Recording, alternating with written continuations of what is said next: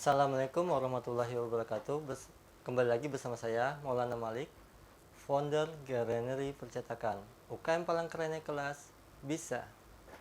Alhamdulillah, pada kesempatan kedua ini kita masih membahas tentang fikih muamalah ya teman-teman ya. Kemarin kita sudah membahas tentang kepemilikan harta. Jadi dari kita mengetahui siapa sebenarnya pemilik harta dan posisi kita itu sebenarnya pemilik atau orang yang dititipi harta, maka kita bisa membahas yang berikutnya karena kita jadi mau untuk diatur seperti itu. Jadi teman-teman, asas ekonomi dalam Islam itu kalau digaris besarkan terdiri dari 3 saja. Yang pertama adalah uang lingkup, cara kita memperolehnya. Yang kedua, cara kita menginvestasikannya. Dan yang ketiga adalah cara kita mengeluarkannya. Teman-teman, ruang lingkup pertama adalah cara memperoleh harta di dalam Islam. Jadi tidak semua cara ya, tidak semua cara. Jadi kita sering mendengar kawan-kawan pengusaha, bagaimanapun caranya, yang penting kita sukses, seperti itu ya. Maksudnya bagaimanapun caranya itu adalah cara-cara yang halal saja. Seperti itu kalau kita sebagai muslimpreneur. Contohnya seperti apa? Kalau kita mau bikin iklan, jangan berbohong. Karena kita ingin banyak yang beli, terus kita berbohong, maka itu termasuk cara memperoleh yang tidak diperbolehkan.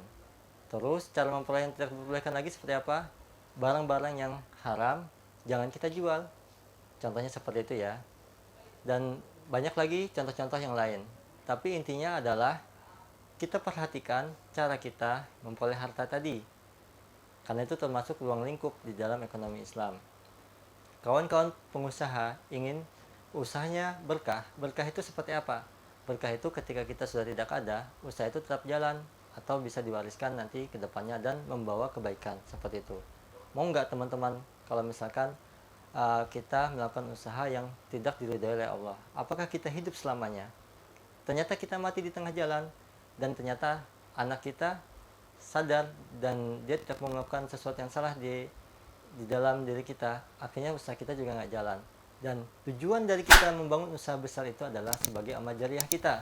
Jadi ketika kita meninggal, apabila ada kebaikan dari usaha itu, entah itu nanti akan membangun panti asuhan, pondok pesantren, ataupun apapun kegiatan yang positif yang akan memberikan kita pahala, itu bisa berlanjut sebagai pensiun kita nanti di alam kubur dan di akhirat. Seperti itu teman-teman ya, perhatikan cara memperolehnya agar harta yang kita miliki berkah. Maksudnya harta yang dititipkan Allah kepada kita adalah harta yang berkah. Nah, yang kedua lagi ya teman-teman ya, ruang lingkup ekonomi dan Islam, yaitu cara kita menginvestasikan. Sebagai seorang UMKM, ketika kita mendapatkan uang atau kita ada keuntungan, maka kita akan kepikiran untuk menginvestasikan. Itu pun ada diatur di dalam Islam. Jadi kita kalau mau mudahnya sebenarnya kita tinggal simpan di bank dan kita akan mendapatkan bunga seperti itu ya. Tapi kita harus melihat dulu apakah itu dibolehkan atau tidak. Nah, jadi kita bisa juga seperti ini, menginvestasikannya dengan menanam saham atau seperti apa. Itu dibolehkan atau tidak. Jadi kita harus perhatikan uang yang kita investasikan itu tujuan kita bisa untuk kita simpan agar aman atau kita simpan untuk berkembang, seperti itu ya. Jadi teman-teman perhatikan di mana kita menginvestasikan uang kita agar nanti hasil dari investasi tadi memberikan kita keuntungan yang juga berkah. Investasi kepada tempat yang salah juga bisa memberikan kita dosa. Misalnya kayak gini, tapi ini contoh yang kasar sekali ya teman-teman ya. Misalkan ada sebuah pabrik narkoba, kita investasikan ke situ, maka itu kan tidak boleh kan, walaupun akan menghasilkan keuntungan yang lebih besar. Jadi kita harus pilih jenis usaha kalau kita mau menanam saham. Jenis usahanya adalah usaha yang diperbolehkan di dalam syariat, seperti itu ya teman-teman ya. Semuanya tujuannya itu kembali lagi ke dasar, karena kita mengimanin atau mempercayain bahwa harta itu bukan milik kita, tapi harta itu adalah milik Allah dan dititipkan kepada kita. Ya teman-teman, nah sekarang yang terakhir ya, yang ketiga ya teman-teman ya. Yang ketiga itu adalah cara mengeluarkannya.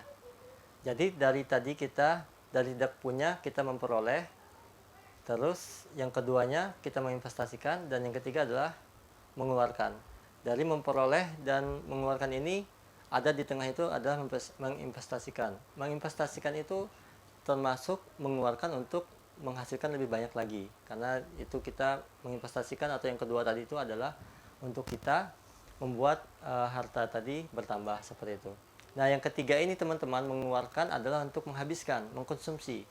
Nah, teman-teman, kalau saya sukses, itu kalau kita memakai ajas harta adalah milik Allah, maka kita tidak sembarangan mengeluarkan uang.